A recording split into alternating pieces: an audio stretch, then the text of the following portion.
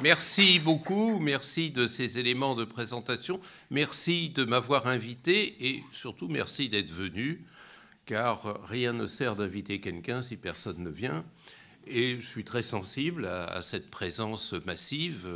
À Paris, généralement, il est difficile d'avoir un public fourni, donc je m'en sens doublement honoré, d'abord à travers ma petite personne et puis à travers ma citoyenneté 15e arrondissement, puisque j'habite aussi cet arrondissement et je suis sensible de voir que j'y ai des amis. Ça, on le saura à la fin de ma conférence, mais en tous les cas des sympathisants ou en tous les cas des personnes intéressées.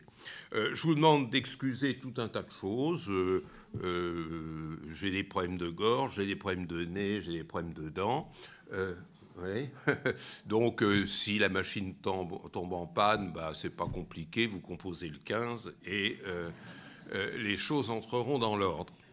Alors, je suis très content d'échanger avec vous et effectivement, la période de débat, de discussion, d'échange à la fin est là pour nourrir cet échange. Je n'ai pas du tout la prétention de produire un discours univoque. Tout ça, vous savez, les sciences sociales, quelles qu'elles soient, sont des sciences de débat. Il n'y a pas d'évangile, il n'y a pas de vérité. Il y a une recherche de la vérité, et recherche nous rapproche de la scientificité avec le maximum de rigueur nécessaire, et ça c'est l'autre qualité qui donne une tonalité scientifique aux propos que l'on peut tenir sur les relations internationales, comme sur l'analyse des systèmes politiques, de la pensée politique, ou je ne sais. Je pense que cet échange nous permettra aussi, je pense à la question que vous avez posée tout à l'heure, d'entrer, sinon dans les détails, car il n'y a jamais de détails, mais dans l'étude de cas. Je ne peux pas, dans une présentation générale, faire défiler tous les cas si nombreux qui grèvent les relations internationales, mais en fonction de votre curiosité, de vos souhaits, je peux axer pendant la période d'échange mon propos sur tel ou tel point d'actualité ou, disons, d'histoire également. Je voudrais, pour commencer cette réflexion sur l'Europe n'est pas seule au monde, vous proposer à titre apéritif 3 réflexions. La première réflexion, c'est qu'on entend volontiers et très couramment, dès qu'il est question de relations internationales, employer les mots de désordre, de chaos, d'anarchie. Ce n'est pas vrai. Il n'y a pas de désordre international. Il y a des situations d'extrême violence, il y a des situations de désastre, il y a des situations qui nous font horreur, bien sûr. Mais parler de désordre, c'est supposer que tout ceci correspond à des effets inattendus, totalement incompréhensibles. Je crois que l'une des faiblesses de l'analyse aujourd'hui, c'est de ne pas regarder dans la bonne direction. Si effectivement on regarde le monde, l'Europe et la France de la même manière qu'on les regardait au XXe siècle et a fortiori au XIXe et au XVIIIe, alors oui, comme dirait l'autre, tout fout le camp. Oui, on est dans une situation de complet désordre.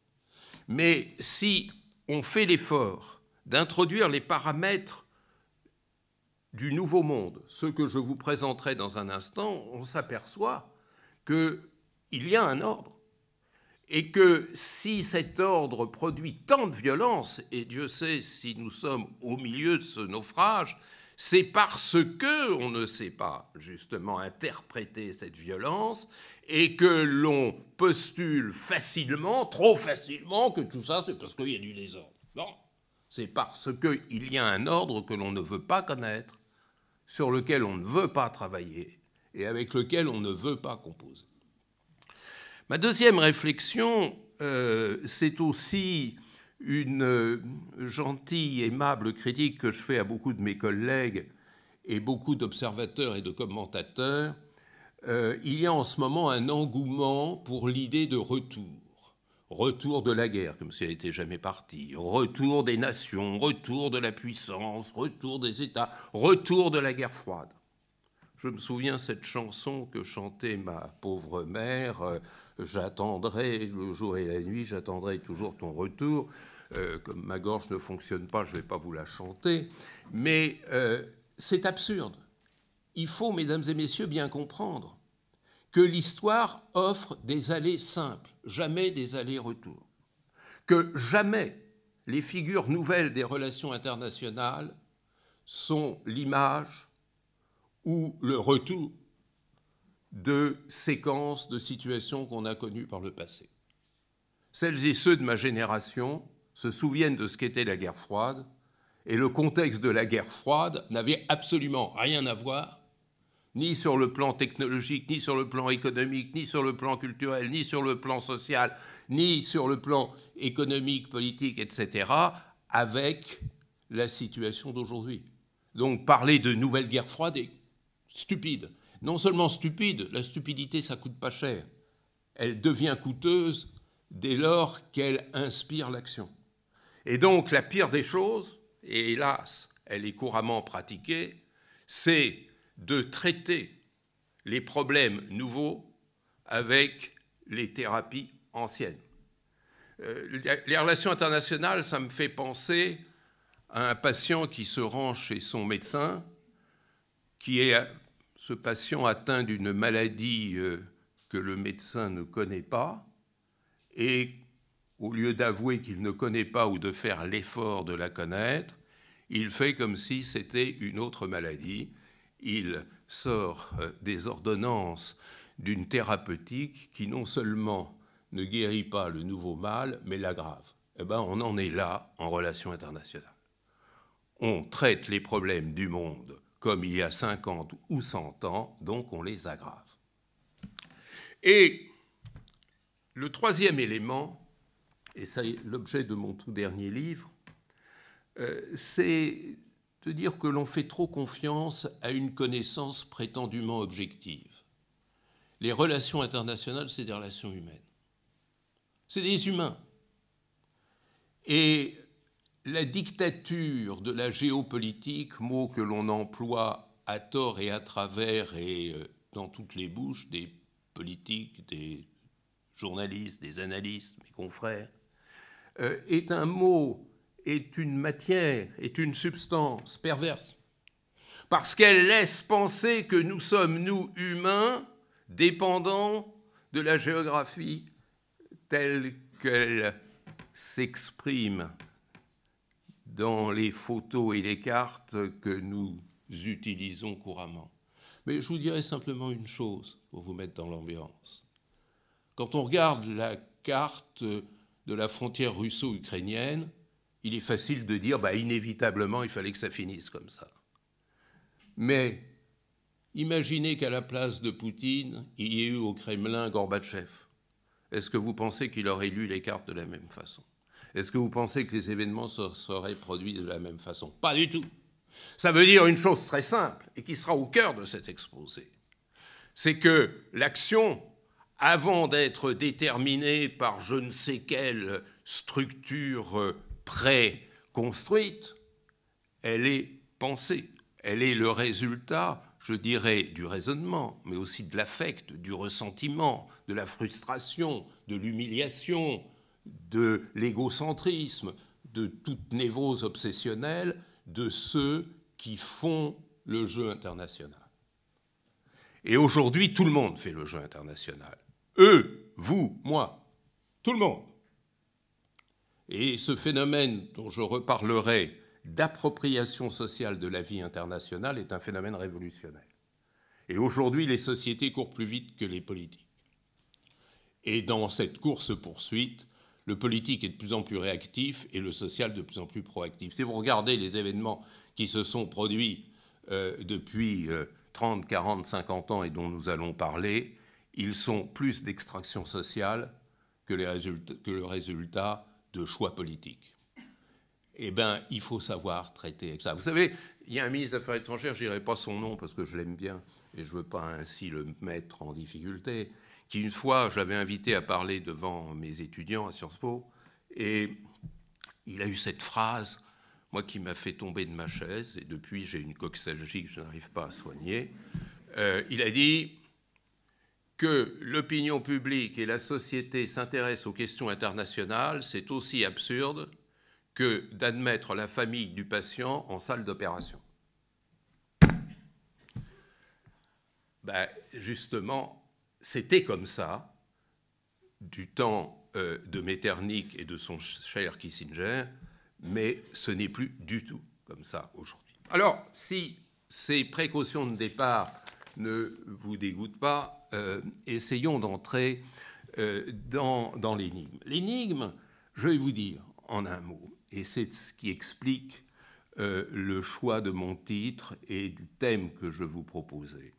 L'énigme, c'est que l'Europe a inventé le premier système international. Je veux dire, avant la Renaissance, il n'y avait pas de système international. Il y avait bien sûr des systèmes qui organisaient les rapports à l'extérieur, mais ce n'étaient pas des systèmes internationaux au sens de système interstato-national, système organisant les relations entre États-nations, parce qu'il n'y avait pas d'États-nations. C'est avec la création des États-nations à la fin du Moyen-Âge et la Renaissance que l'on a inventé un système international. Mais le problème, c'est que l'Europe a inventé ce système international et elle était seule dedans, pendant des siècles et des siècles.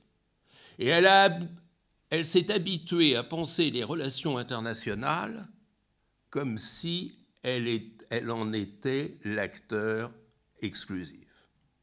Et le grand défi, la grande faiblesse, le grand échec, et on l'a entendu encore hier soir, de l'Europe aujourd'hui, c'est qu'elle ne sait pas s'adapter à la mondialisation.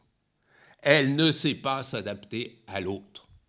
Et ça, qu'il s'agisse de la crise du Niger, qu'il s'agisse du conflit israélo-palestinien, qu'il s'agisse de l'émergence de la Chine, à chaque fois, c'est la même chose.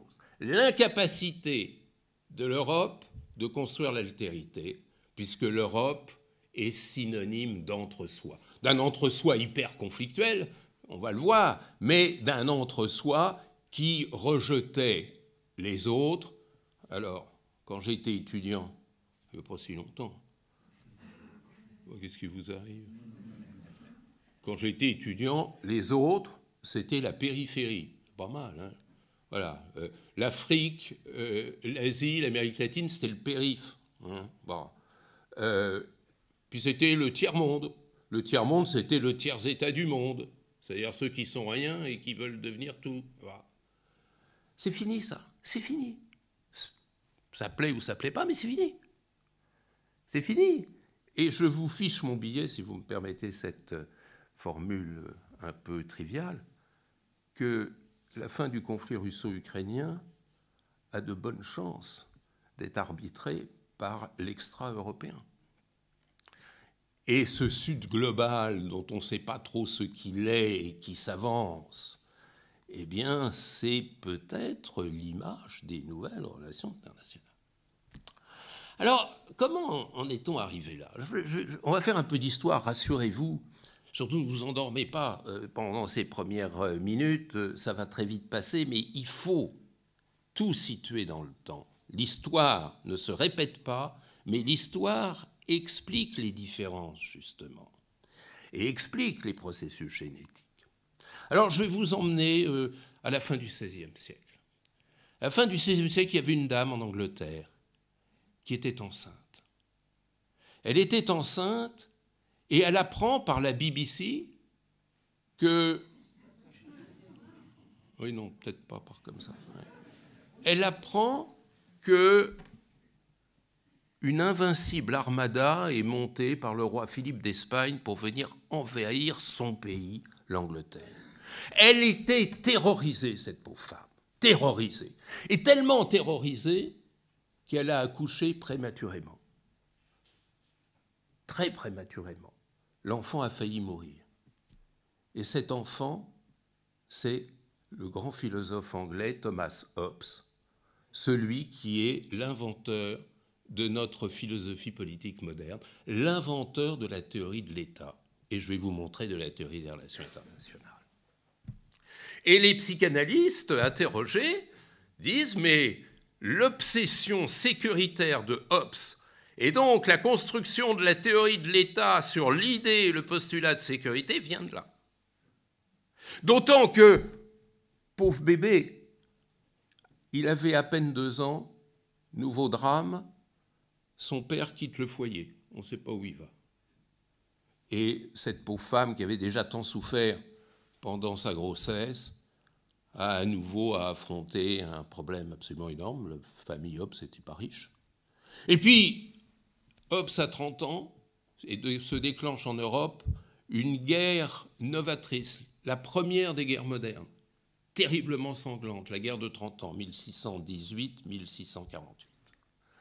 Et celle-ci n'était pas terminée qu'en Angleterre, autre tragédie, la guerre civile, la Révolution, la décapitation, figurez-vous, du roi Charles d'Angleterre. Ça vous dit quelque chose?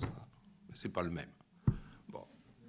Et donc, Hobbes est un homme qui va révolutionner la pensée politique à partir de cette idée terrible qui consiste à dire Aristote avait tort, lui, Aristote, qui pensait que la politique, c'était l'art de la coexistence dans la même cité entre individus différents.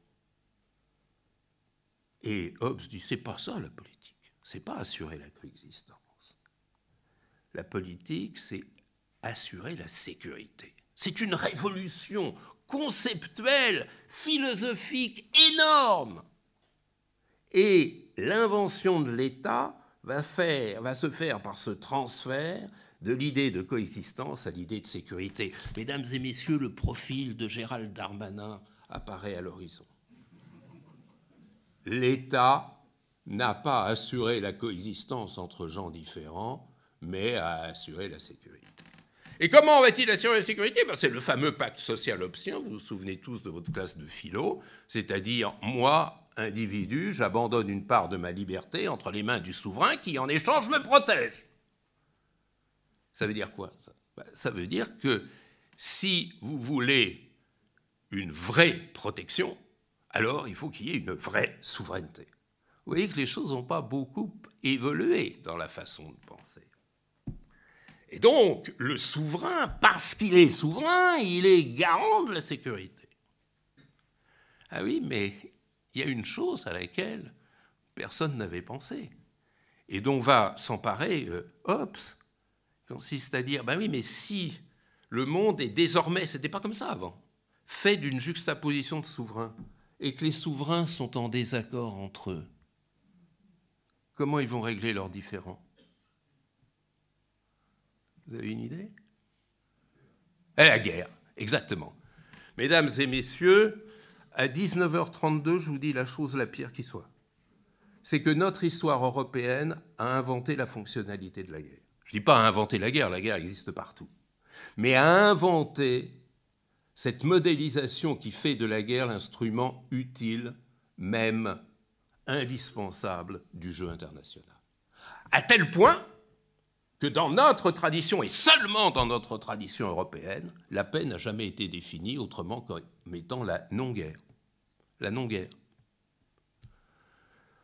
Je me souviens un amphi à Conakry où j'avais dit ça, et un étudiant, Peul, s'est levé, il dit chez nous, la paix, il y a une définition positive, c'est la santé. C'est la santé du groupe. Jam. Bon. Mais Raymond Aron nous dit la paix, c'est l'entre-deux-guerres. Et du coup, le jeu international, faire très attention à cela, est désormais conçu comme étant une compétition incessante entre gladiateurs, c'est-à-dire entre États. Les États sont, et la formule est de Hobbes, ça n'est pas de moi, comme des gladiateurs, qui sont en situation de compétition permanente. Ça, c'est le jeu classique des relations internationales, tel qu'il a été fondé. Alors, 2 choses avant de passer à mon deuxième point. Rassurez-vous, il n'y en a que 3. 2 petites choses quand même qu'il faut rappeler, c'est que cette conception très européenne, très marquée de son époque, la sortie du Moyen-Âge, la Renaissance. C'était une conception qui va peu à peu fabriquer le droit international, fabriquer les institutions internationales, la diplomatie internationale, bref, notre système international tel qu'il fonctionne aujourd'hui. Et voilà la contradiction.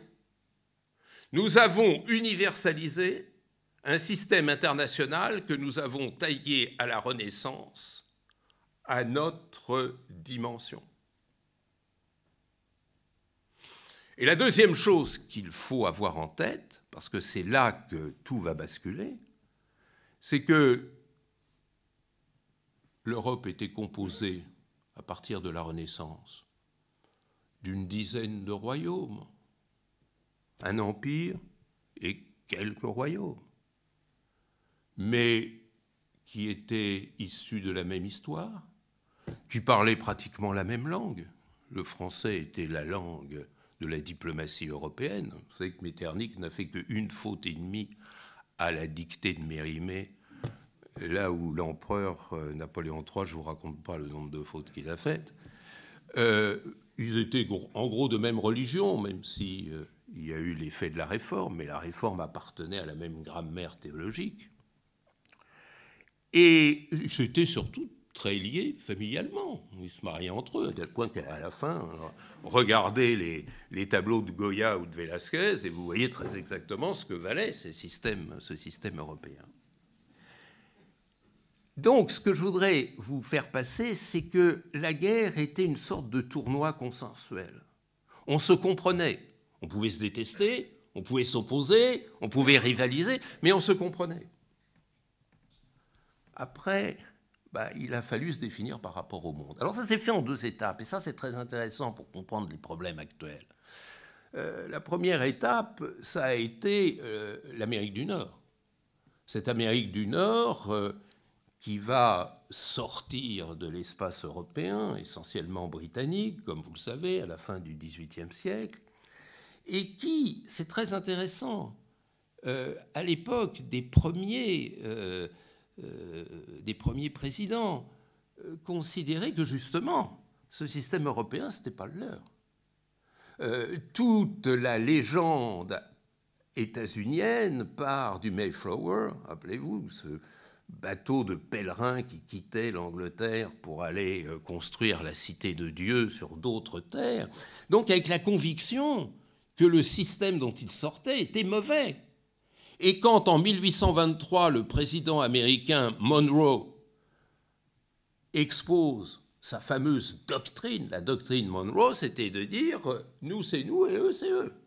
Nous, c'est l'Amérique, eux, c'est l'Europe. » Moyennant quoi, les États-Uniens refusaient systématiquement les invitations aux conférences que l'Europe montait tout au long du XIXe siècle. Jusqu'en 1885, congrès de Berlin sur le partage du bassin du Congo, mais en fait de l'Afrique tout entière, là les Américains disent « We should go. That's very appealing. » Et du coup, ils sont arrivés. Et M. Canston, qui était le délégué américain, arrive à Berlin et dit « Sorry, I don't speak French. Now we have to move to English. » Et c'est comme ça que l'anglais a remplacé en un coup de baguette le français comme langue diplomatique. Et à ce moment-là, ce qui est très intéressant à voir, c'est que les États-Unis sont progressivement entrés dans ce système international qui était en fait un système européen et se sont imposés comme puissance mondiale en prenant l'étiquette de puissance européenne.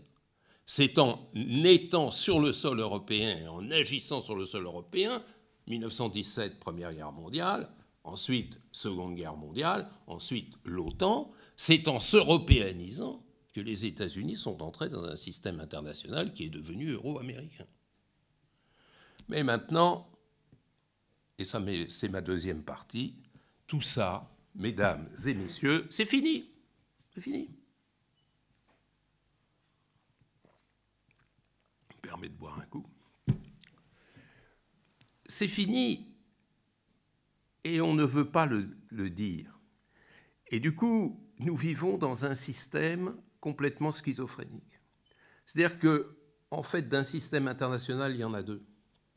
Il y a le système international officiel qui dérive de Hobbes et de tout ce que je vous ai raconté et qui ne correspond plus à la réalité du monde que je vais vous décrire. Et puis il y a la réalité du monde, mais elle qui n'est prise en charge que par les sociétés.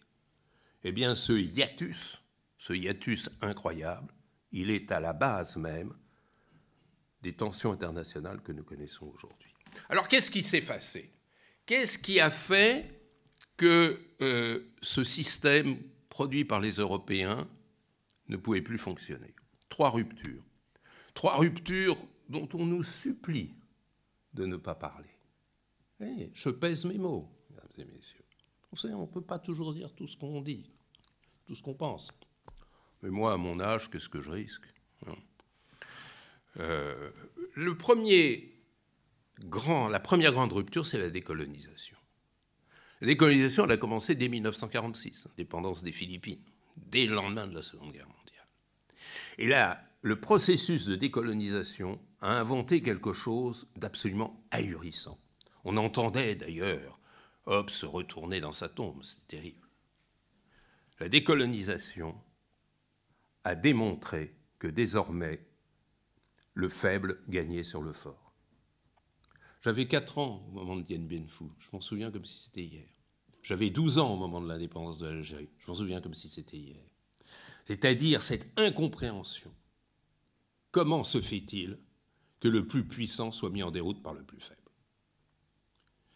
Et finalement, non seulement c'est Hobbes qui est remis en cause, mais tout est remis en cause dans cette vision. Et effectivement, mesdames et messieurs, les États-Unis, 870 milliards de dollars de dépenses militaires par an, n'ont pas gagné une guerre depuis 1945, à l'exception des guerres de coalition menées sous mandat des Nations Unies, qui sont au demeurant très rares. Les États-Unis ont été battus au Vietnam, ils ont été battus en Afghanistan, ils ont été battus en Irak, ils ont été battus en Somalie. Il faut être juste. Ils ont gagné une fois contre l'île de Grenade. Une armée de 89 hommes. Il faut le faire, quand même. Bon. L'URSS n'a été que battue. L'URSS a été battue en Afghanistan, par beaucoup plus faible qu'elle. La France a été battue en Indochine, ce qu'on appelait à l'époque l'Indochine, en Algérie, au Sahel, aujourd'hui. Mais ça veut dire quoi, ça ? Est-ce qu'on ne s'est jamais demandé pourquoi, systématiquement, dans les guerres d'aujourd'hui, c'est le faible qui gagne sur le fort ? Alors, on n'est pas arrivé au bout du chemin, mais il y a quelque chose qui se profile à l'horizon, qui est extrêmement important, qui est que derrière les guerres nouvelles, dont je vous reparlerai dans un instant, et qui ont été amorcées par les guerres de décolonisation, vous aviez un État face à des combattants non étatiques. Et ces combattants non étatiques, le président Mao Tse-tung disait, ils sont comme un poisson, comme des poissons dans l'eau, dans la mesure où ils se fondent dans la population. Et se fondant dans la population, ils font de l'énergie sociale le principe premier de la guerre. Et autant le canon est capable contre le canon, autant le canon contre l'énergie sociale ne peut pas grand-chose. Et ça, c'est une chose qu'Israël aurait dû méditer à travers la phase épouvantable que nous vivons actuellement. 30 000 morts et sûrement plus à Gaza, mais au bout du chemin, peu à peu et au fil des jours, une implantation plus forte du Hamas dans la population palestinienne et une reconnaissance internationale du Hamas par les acteurs diplomatiques internationaux. L'autre jour, j'entendais M. Blinken qui disait « Ah ben, le Hamas nous a donné des réponses encourageantes ». Ah ben c'est intéressant, voilà maintenant que le secrétaire d'État américain se fait le porte-parole du Hamas. Bon, ça prête quand même à réflexion, ce genre de choses. Et alors, vous savez, il y a une chose à faire. Regardez les massacres de Philippeville en 1955, qui étaient odieux, menés par le FLN, et ça ressemblait beaucoup au massacre de Sderot du 7 octobre. l'armée française a réagi au massacre de Philippeville par des massacres encore plus importants et qui reflètent ce qui se fait à Gaza au quotidien aujourd'hui. Et qu'est-ce qui s'est passé? Eh bien, c'est à l'occasion de ce terrible processus que, 1, le FLN a pris le dessus sur les autres mouvements de libération algériens, que 2, il a obtenu l'adhésion populaire algérienne, et que 3, il a commencé à intéresser la communauté internationale qui en a fait un interlocuteur. Voilà, ben ça c'est l'inversion de l'histoire. Et c'est là que l'Europe ne comprend pas qu'elle n'est plus seule au monde. Et à cela s'ajoute un deuxième effet de la décolonisation, qui est quelque chose de très important également, qui est que nous entrons dans un monde qui, pour la première fois depuis Adam et Ève, est réellement multiculturel. D'ailleurs, je vous disais tout à l'heure, les rois européens, ils pouvaient se détester, mais c'était la même culture. Là, maintenant, vous avez une compétition de culture. La deuxième grande rupture, c'est la dépolarisation. Et ça, on n'a pas su l'analyser non plus. La dépolarisation, qu'est-ce que c'est? Ça peut être la chute du mur, 9 novembre 1989, mais moi, je ne crois pas que ce soit très important, la chute du mur. Ce qui est important, c'est ce qui s'est passé le 2 décembre 1989. Vous savez ce qui s'est passé le 2 décembre 1989? Personne ne sait ce qui s'est passé. Eh bien, c'est le jour où le président du RSS, Mikhaïl Gorbatchev, a rencontré sur un navire américain, en rade de La Valette à Malte, le président des États-Unis, George H. Bush. Et Gorbatchev a dit ce jour-là à Bush, qui en est resté Bush B. C'est de là que vient l'expression. Il lui a dit « l'URSS n'est plus intéressée à la compétition avec l'Occident ». Ça veut dire Hobbes avait tout faux. Il n'y a plus de compétition entre les gladiateurs. Gorbatchev, qui était un homme extrêmement lucide et intelligent, auquel on n'a pas su rendre hommage, avait compris que les nouvelles relations internationales ne pouvaient plus se figer dans la compétition. Et il était content, Bush, quand il est rentré dans sa cabine. Il se disait « 2 minus 1 is 1. We are the only great power. » Ben non. 2 moins 1, ça fait toujours 1, sauf en relations internationales où ça fait 0. C'est-à-dire du jour où l'équilibre de puissance disparaissait, eh bien, l'unique puissance qui restait n'était plus attractive pour personne. Et c'est là le point de départ du désamour entre l'Europe et les États-Unis. Voilà. Et puis il y a une troisième rupture, je suis obligé d'accélérer, qui est un phénomène incroyable qui s'appelle la mondialisation. Alors, mondialisation, on entend parler, même M. Laurent Delaflousse, il parle de mondialisation. Mais vous savez qu'à l'université, quand on veut coller un étudiant, on lui demande de définir la mondialisation, on est sûr de le retrouver en septembre. Hein, parce que c'est impossible à définir. Vous savez, c'est terrible, ce mot, on ne sait pas le définir. En revanche, on l'appréhende par ses propriétés. Et les spécialistes s'accordent à considérer que la mondialisation a 3 propriétés: l'inclusion, l'interdépendance et la mobilité. L'inclusion, ça veut dire quoi? Ça veut dire que tout le monde dépend de tout le monde, et réciproquement d'ailleurs. Ça veut dire que le faible continue à dépendre du fort, mais que désormais, avec la mondialisation, le fort dépend du faible. Sur le plan énergétique, sur le plan des matières premières, sur le plan démographique, sur le plan économique, financier, monétaire, enfin on peut tout y passer. Et ça, personne ne sait le gérer. Et c'est là, justement, que l'Europe tombe pour la deuxième fois. Cette incapacité de gérer l'interdépendance. L'Europe dépend de l'Afrique au moins autant que l'Afrique dépend de l'Europe. Et ça, c'est un phénomène tout à fait nouveau, que l'on n'arrive pas à comprendre, même à concevoir. Et qui fait que, en plus, pour la première fois depuis Adam et Ève, tous les États, tous les pays du monde sont sur le même bateau.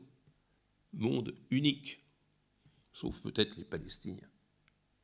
Et ça veut dire quoi, ça, que tout le monde est dans le même système?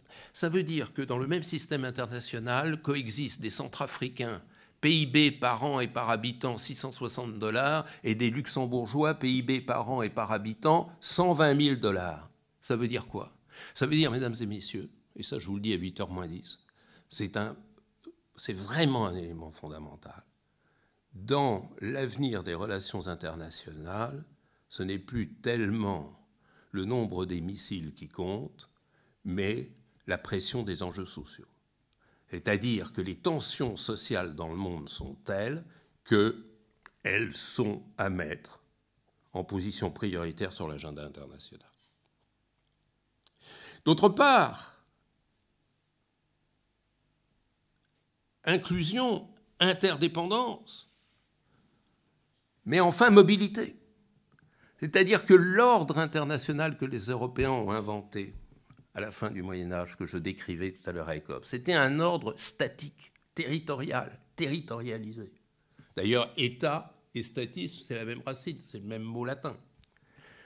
La mondialisation a remplacé le statisme par la mobilité. C'est-à-dire que le monde, aujourd'hui, les relations internationales, c'est une affaire de flux et non une affaire de territoire. Ce qui veut dire, entre autres, que la migration est l'avenir du monde. Arrêtons les discours préfabriqués, les sottises. Nous sommes dans... Bon. Quelque chose que j'aurais pas dû dire. Nous sommes dans un monde où nécessairement tout bougera et où nous aurons de plus en plus besoin du mouvement pour survivre. Et ça, nous ne savons pas faire parce que nous sommes les inventeurs du principe de territorialité. Alors, voyez cette triple rupture. Alors, je termine dans les 10 minutes à peu près qui me restent pour avoir le temps du débat, de la discussion, en vous disant, mais ça débouche sur quels paramètres tout ça ? Ben, je voudrais en mettre en avant 5 paramètres. Premier paramètre, cette formidable appropriation sociale des relations internationales dont je parlais tout à l'heure. Autrefois, et ça c'est très important, les relations internationales étaient exclusivement affaires de stratèges, c'est-à-dire d'acteurs dotés d'une rationalité politico-militaire unique qui était communément partagée par ceux qui jouaient, ceux qui sont autour de la table du Congrès de Vienne, par exemple. Aujourd'hui, la société, parce que c'est une société de communication, une société d'information, une société d'interdépendance, comme je le disais tout à l'heure, a pris le dessus, a confisqué le politique. C'est une vieille histoire. Vous savez, le social était complètement tenu à l'écart du politique jusqu'à la Révolution française. La Révolution française, ça a été la première entrée des sociétés dans le jeu politique. Tout à l'heure, si on a le temps, on chantera ensemble le chant du départ. Et cette strophe très intéressante, « Tremblez ennemis de la France, roi ivre de sang et d'orgueil, le peuple souverain s'avance, tyran descendez au cercueil ». C'est-à-dire la proclamation de l'antériorité de la société sur la politique dynastique, absolutiste. Et puis, très vite, il y a une réaction du politique qui a muselé cette entrée des sociétés dans le jeu international en inventant le nationalisme et le patriotisme et cette allégeance unique et obligatoire de toute la société à un État qui était seul capable de parler en son nom dans le système international. Aujourd'hui, c'est fini. Aujourd'hui, c'est fini dans la mesure où le social capte l'événement international et le gère à sa manière. Et c'est la raison pour laquelle le concept d'avenir en relations internationales, c'est le concept d'identification. Regardez avec quelle vitesse d'aucuns s'identifient à la cause palestinienne et d'autres à la cause israélienne. Et regardez aux États-Unis, cette espèce de mouvement dynamique social absolument incroyable contre lequel le politique est complètement désarmé et la seule obsession des politiques, c'est pourvu que ça ne nous fasse pas perdre les élections. Et ça, c'est quelque chose d'absolument incroyable. Je me souviens, puisque nous sommes, la plupart d'entre nous, du 15e, une fois je prenais un café boulevard de Grenelle, au Pierrot, très bon café, très bon bistrot, et je vois passer un petit cortège de gilets jaunes. Et puis, au milieu de tout ça, je vois un drapeau palestinien. Je bondis. j'oublie de payer mon café, j'abandonne ma femme, et je vais vers la dame en lui disant « Mais comment expliquez-vous ce drapeau palestinien ?» Alors, elle croyait que je l'agressais, elle commençait à me dire des choses désagréables. Je me disais « Calmez-vous, moi, je voudrais juste comprendre. » Et elle me sort cette phrase qui explique tout. Elle me dit, cette femme avait l'air de conditions modestes et, je dirais, quelqu'un qui n'est pas vraiment spécialiste de relations internationales. Et cette femme me fait cette réponse. Elle me dit, vous savez, je crois que eux, ils sont comme nous, ils souffrent. Cette espèce d'international de la souffrance, c'est le paramètre fondamental des nouvelles relations internationales. Deuxième chose, c'est que la guerre a complètement changé de visage. D'ailleurs, je n'ose même plus dire guerre, je préfère dire nouveaux conflits internationaux, les NCI. Et quand j'ai envie d'épater mon public le soir dans les dîners, ou Pierrot par exemple, je dis New International Conflict, les NIC. Les gens, le temps qu'ils reprennent leur souffle, moi j'ai emporté la mise. Hein. Et qu'est-ce qu'il y a de nouveau? D'abord, première transformation, 90% des conflits aujourd'hui sont des conflits intra-étatiques et non plus interétatiques. Et des conflits qui n'opposent plus des États entre eux, mais des États, des organisations, des combattants, des milices, tout ce que vous voulez, des groupes sociaux. Deuxièmement, ces conflits ne sont plus la résultante hobbesienne des rivalités de puissance. Ces conflits sont généralement l'effet dérivé de la décomposition des sociétés, c'est-à-dire l'incapacité de ces sociétés de pouvoir avoir une existence autonome et fonctionnelle. Et c'est la raison pour laquelle les Européens et les Français en particulier ont eu tout faux dans le Sahel. Le Sahel n'est pas une guerre des armées européennes et singulièrement de l'armée française contre les djihadistes. Les djihadistes, c'est tout simplement des entrepreneurs de violence, c'est-à-dire des groupes qui tirent les dividendes des situations de conflit dans lesquelles se trouve telle ou telle partie de la société. Mais le fond du problème du Sahel, il n'est pas là. Le fond du problème du Sahel, c'est la décomposition sociale. C'est la désertification qui augmente de 10 cm par heure. C'est donc une situation économique qui fait que les pasteurs n'ont plus de quoi faire paître leurs troupeaux. Et qu'est-ce qui se passe quand vous n'avez rien à donner à manger à vos troupeaux? Vous emmenez votre troupeau chez les agriculteurs et vous bouffez leur récolte. Et ils ne sont pas contents. Et c'est ainsi que commence le processus conflictuel. Et là se mêlent des pêcheurs qui remontent du golfe de Guinée, où on ne peut plus pêcher parce que c'est hyper pollué, et donc qui viennent aussi essayer de s'installer pour subvenir à leurs besoins. Et là s'enclenche toute une dynamique sociale qui n'a rien à voir avec la guerre hobbesienne, et qui ne peut plus être gérée comme la guerre hobbesienne. Le troisième grand bouleversement, c'est que dans un système mondialisé, il n'y a plus d'hégémonie, il n'y a plus d'hégémone, il n'y a plus de leader. C'est ce que je vous disais tout à l'heure, le plus puissant dépend aussi du plus faible. Et donc, plus personne n'est capable d'assurer ce leadership. Et le leadership devient très coûteux. Je vais vous raconter une toute petite histoire. Le plus grand des hommes d'État chinois, Zhou Enlai, vous avez peut-être connu dans votre jeunesse, Zhou Enlai était interviewé en 1967 par un journaliste égyptien, Hassan al-Haikal, qui lui posait la question, déjà en 1967, mais est-ce que la Chine n'a pas envie de remplacer les États-Unis comme nouveau leader du monde? Et Zhou Enlai a fait cette réponse d'une sagesse extraordinaire. Il a dit, écoutez, regardez ce qui se passe au Vietnam. L'hégémonie aujourd'hui, ça coûte très cher et ça ne rapporte rien. C'est le contraire du loto, si vous voulez. Du style, l'hégémonie, ça coûte très cher et ça ne rapporte rien. Et ça, c'est à méditer. Et effectivement, toutes les stratégies hégémoniques sont en échec. Et ça, c'est aussi quelque chose que l'Europe ne pouvait pas comprendre, parce que la lutte pour l'hégémonie est dans son ADN, dans sa longue histoire telle que je vous la décrivais tout à l'heure. Quatrième station, vous allez être bientôt libérés, c'est l'avant-dernière. Nous sommes dans un monde, alors faites bien attention, où la sécurité nationale est primée par la sécurité globale. Hobbes nous a enseigné, l'Europe, par son histoire, a établi que la seule sécurité à prendre en compte est la sécurité nationale. C'est-à-dire se protéger dans ce jeu de compétition effrénée. Mais ça, c'était avant.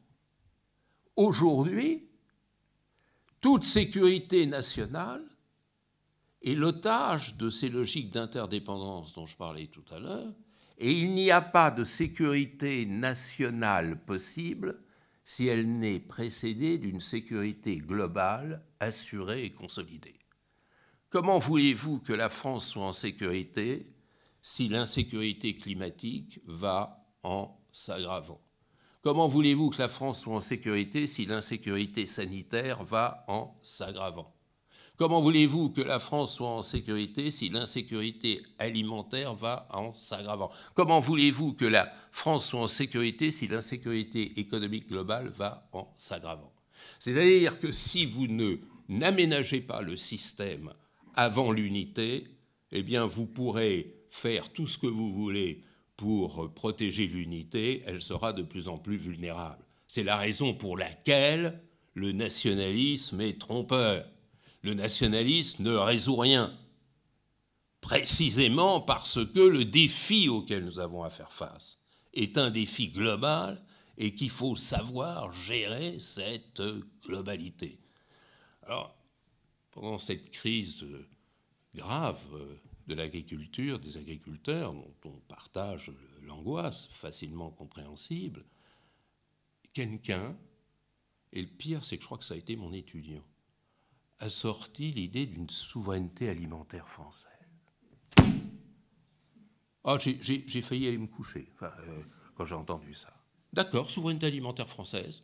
On va planter désormais du café en forêt de Fontainebleau, du cacao dans les Côtes d'Armor, on va mettre des champs de bananes dans le Pas-de-Calais et nous aurons réussi notre souveraineté alimentaire. Il faudra aussi penser aux engrais d'ailleurs, c'est-à-dire on va trouver des mines de phosphate dans le Lot-et-Garonne et le problème sera réglé.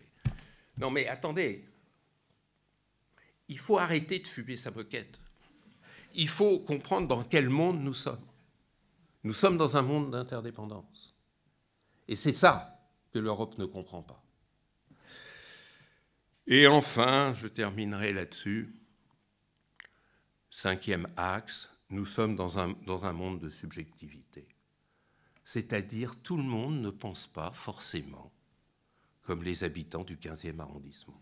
Déjà, j'ai remarqué que ceux du 16e ne pensaient pas comme ceux du 15e, n'est-ce pas ? Alors, parlons pas de ceux du Puy-de-Dôme, ne parlons pas de ceux de Slovaquie, mais alors après, quand on arrive en Chine ou en République centrafricaine, faisons l'effort, et je termine là-dessus, pour entrer dans le monde, car l'Europe n'est pas entrée dans le monde, c'est ça mon argument, faisons l'effort de nous poser 3 questions. Moi, je sais comment je pense. Mais la première question, c'est comment l'autre pense. Comment il voit le même événement que nous avons tous les deux communément à subir. Il se trouve que j'étais au Tchad lors du 24 février 2022. Et j'ai entendu mes collègues tchadiens décrire le conflit russo-ukrainien. Ce n'était pas du tout la même perception. Elle était tout aussi sincère, mais elle était autre. Donc, première question, comment l'autre voit ? Deuxième question, comment l'autre voit la manière dont je vois? Comment il me voit? Comment il me perçoit? Et troisième question, comment imagine-t-il que moi je le vois? Et si on arrive à démêler ces 3 questions, eh bien, on entrera dans le temps nouveau de la négociation. Parce que la négociation ne peut plus être transactionnelle. La négociation transactionnelle, c'est entre compères qui parlent le même langage. Elle ne peut être que globale, et elle ne peut être que globale que si j'ai la modestie d'entrer les paramètres qui sont ceux de mes partenaires. pour mon ultime phrase, c'est une façon de rendre hommage à un de mes professeurs qui vient de nous quitter tout récemment et qui était un citoyen du 15e arrondissement, du 8 de la rue Duplex, qui était Alfred Grosser. Et Alfred Grosser, qui s'est éteint à l'âge de 99 ans, m'avait beaucoup frappé lorsque j'avais 20 ans et j'étais, donc avant-hier, dans son amphi. Il disait « Je ne supporte pas le doigt qui est pointé sur moi et qui me prescrit mon identité. » Eh bien, prolongeons cette réflexion. Ne supportons pas le doigt qui est pointé sur l'autre et qui définit à l'avance la manière dont il doit penser et dont il doit percevoir le monde. Si on avait eu cette idée-là, la débâcle honteuse du Niger n'aurait jamais eu lieu, et tant d'autres également. Merci beaucoup, mesdames et messieurs.